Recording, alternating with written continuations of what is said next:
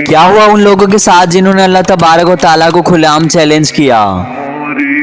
दुनिया में शायद ही ऐसा कोई मुसलमान होगा जो नमरूद के नाम से वाकिफ ना हो। दोस्तों, आज से हजारों साल पहले नमरूद नाम का एक बादशाह रहा करता था। वो अपने दौर का सबसे जालिम बादशाह था, यहाँ तक कि उसने खुदाई का दावा भी किया था और लोगों को मजबूर करता था कि वो उसकी इबादत करे। लेकिन जब अल्लाह के नबी हजरत इब्राहिम अलैहिस्सलाम ने उसे इस्लाम की दावत दी तो उसे बहुत गुस्सा आया और उसने हजरत इब्राहिम अलैहिस्सलाम से कहा कि जाओ अपने अल्लाह से कहो कि नमरूद का सामना करने के लिए अपनी फौज तैयार करे। सिर्फ इतना ही नहीं बल्कि नमरूद ही वो बदबख्त था कि जिसने हजरत इब्राहिम अलैहिस्सलाम को आग में डाल दिया था। लेकिन अल्लाह के हुक्म से वो आग इब्राहिम अलैहिस्सलाम के लिए ठंडी हो गई। इस पर नमरूद को सबक सिखाने के लिए अल्लाह तबारक व तआला ने नमरूद पर मच्छर की फौज भेजी। इन बारीक और छोटे मच्छरों ने नमरूद की फौज की खून ही नहीं बल्कि गोश्त तक नोच लिया था और नमरूद की लश्कर को मच्छरों की फौज ने हलाको बर्बाद कर दिया। मच्छरों ने इनका ऐसा हाल किया कि सिर्फ इनकी हड्डियां ही बची थी। सिर्फ इतना ही नहीं बल्कि मच्छरों की फौज में से एक मच्छर नमरूद मलून की नाक में घुस गया और वो मच्छर उसके नाक के जरिए उसके दिमाग तक चला गया। 200-400 सालों तक उस मच्छर ने नमरूद का वो हश्र किया कि नमरूद अपने लोगों से अपने सर पर जूतियां मरवाया करता था। अल्लाह ने नमरूद को ऐसे मकाम पर पहुंचा दिया कि जो लोग इसकी इबादत किया करते थे उन्हीं लोगों से जूतियां खाकर मर गया। दोस्तों, अल्लाह तबारक व तआला को ललकारने वालों का अंजाम यही होता है।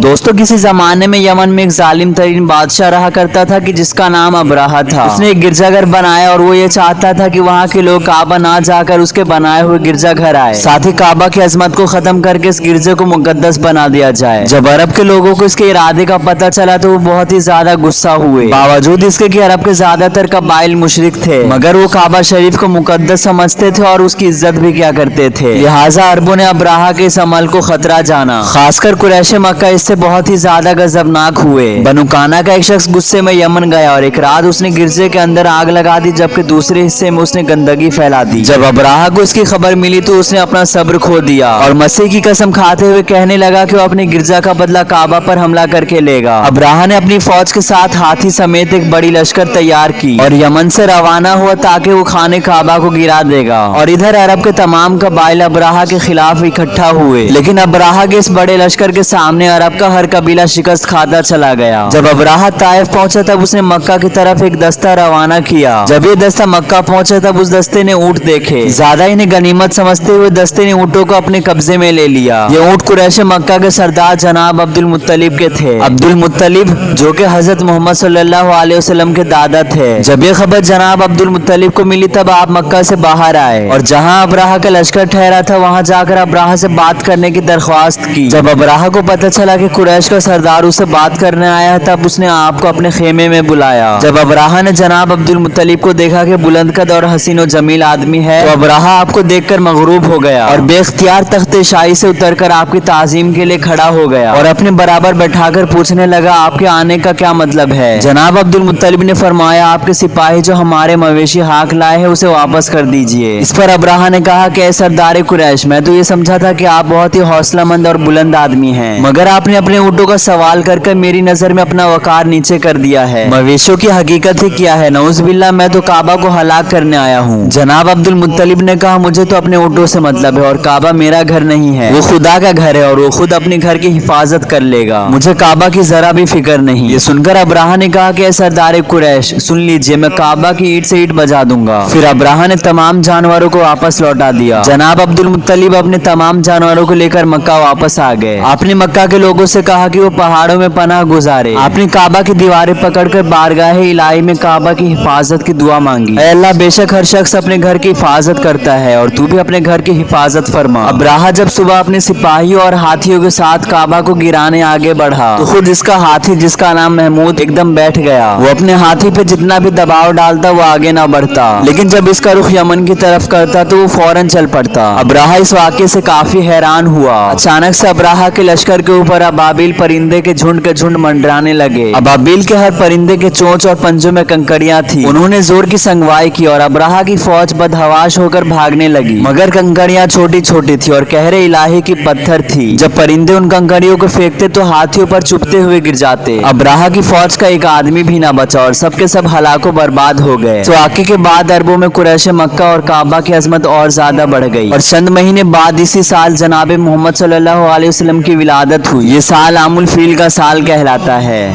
दोस्तों, ऐसे और वीडियोस देखने के लिए वीडियो को लाइक करके चैनल को सब्सक्राइब करके बेल आइकन को जरूर प्रेस करें।